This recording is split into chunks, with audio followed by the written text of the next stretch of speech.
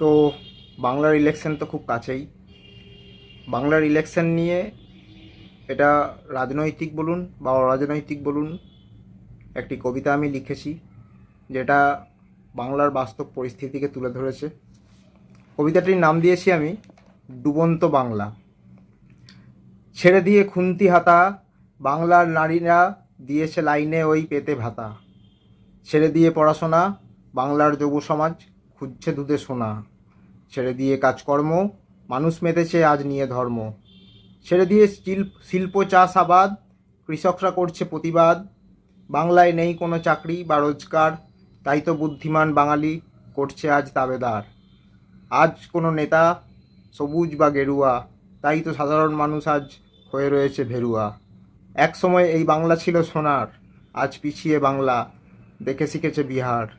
এবার যদি না হও সচেতন, ধর্মের আর ভাতার আফিমে ভবিষ্যৎ হবে অচেতন। এটা একটি অজ্ঞাত লেখক, অজ্ঞাত কবি কালেক্টেড, কিন্তু কথাগুলো খুবই বাস্তব। তাই মনে হলো আজকের বাংলা, আজকের জেনারেশনকে শেয়ার করা উচিত।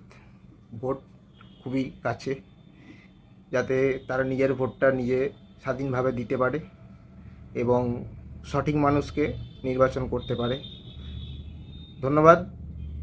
এই নিয়ে আরও কিছু ভিডিও হয়তো আসতে চলেছে। নতুন কিছু লেখা যদি আসে তাহলে অবশ্যই আপনাদের জন্য পেশ করব। আপাতত বাই বাই।